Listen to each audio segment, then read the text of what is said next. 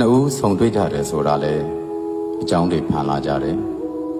တွေ့ဖို့ရအတွက်အကြောင်းဖန်လို့တွေ့ကြတယ်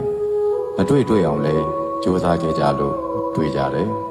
မဆုံးအောင်လို့အားစိုက်ခဲ့ကြတဲ့အတွက်ကြောင့်ဆုံးကြတယ်ပြန်ပြီးတော့ပြိုကွဲသွားတယ်ဆိုတဲ့အရာမှလည်းပဲကွဲပြားသွားเสียအကြောင်းတရားတွေရှိနေတယ်နားလည်မှုတိဆောက်ရမယ့်နေရာမှာနားလည်မှုတိဆောက်ခြင်းမရှိပဲအတ္တကိုရှေ့တန်းတင်တဲ့အခါတစ်ဖက်သားနဲ့တစ်ဖက်သားယုံကြည်မှုတိဆောက်ရမယ့်နေရာမှာယုံကြည်မှုမတိဆောက်ဘဲနဲ့တန်တရားတွေပွားတဲ့အခါအဲ့ဒီလိုနေထိုင်တဲ့ပုဂ္ဂိုလ်တွေဟာကွဲပြားဖို့ရာအတွက်အကြောင်းတရားတွေပဲတူနဲ့တူသစ္စာဆောင်ထွင်းရမယ့်နေရာမှာသစ္စာတွေပြတ်ပြားပြီးတော့အမြင်ကွယ်ရာရောက်တာနဲ့နောက်ထပ်ဘဝတစ်ခုဖြစ်ဖို့ဖန်တီးကြတဲ့သူများပြိုကွဲပျက်စီးခြင်းဆိုတဲ့အကြောင်းကိုအားစိုက်နေတာနဲ့အတူတူပဲနှစ်ဦးနှစ်ဖက်မှာတစ်ဖက်ကကြိုးစားပေးနေပြီမဲ့လို့တစ်ဖက်ကအဝေးထွက်သွားဖို့အားစိုက်လာတဲ့အခါဘယ်လိုနည်းနဲ့မှပေါင်းစုံလို့မရပဲပြိုကွဲကြရပျက်စီးကြရတယ်ဒီလိုပြိုကွဲပျက်စီးတဲ့နေရာမှာသားသမီးတွေရှိနေပါရဲ့နဲ့လေသစ္စာမဆောင်ထိန်တဲ့အတွက်ကြောင့်ပြိုကွဲပျက်စီးကြတယ်ကိုကြောင့်ဖြစ်တဲ့သားသမီးများကိုရင်ကဖြစ်တဲ့သားသမီးများကိုတော့မငဲ့ပဲအတ္တမှွန်လာတဲ့အခါတဏှာမှွန်လာတဲ့အခါဝေကွင်းဖို့အတွက်အကြောင်းတွေကိုကြီးပဲဖန်တီးမိကြတယ်ဘဝတစ်ခုဟာခဏတာဆိုပေမဲ့လို့ရှိနေတဲ့အနေအထားကိုတန်ဖိုးမထတတ်တဲ့သူတွေရဲ့လက်ထဲမှာလည်း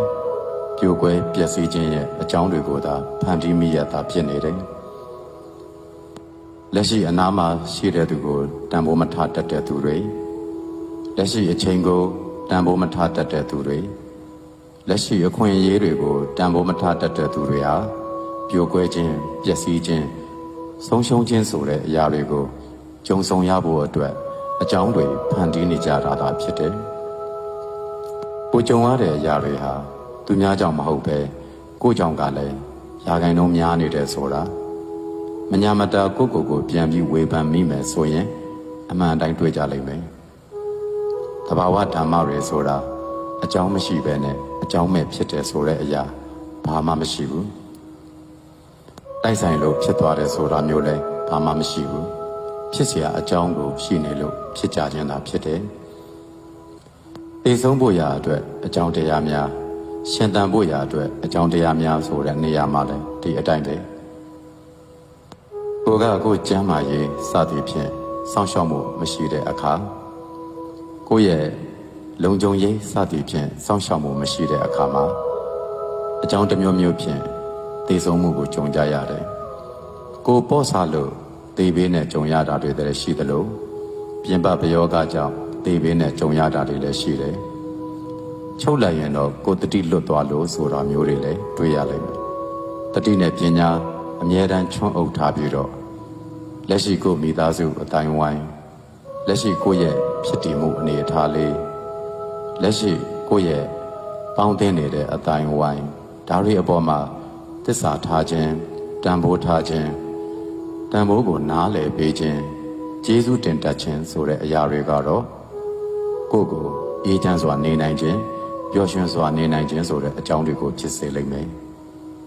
အဲ့ဒီလိုနေတတ်တဲ့သူတွေဟာပျော်ရွှင်ဖို့ရာအတွက်အကြောင်းတွေကိုကြိုးစားနေကြတာဖြစ်တယ်အေးချမ်းဖို့ရာအတွက်အကြောင်းတွေကိုကြိုးစားနေကြတာဖြစ်တယ်ဒါကြောင့်ကိုပြုထားတဲ့အလုပ်တွေဟာ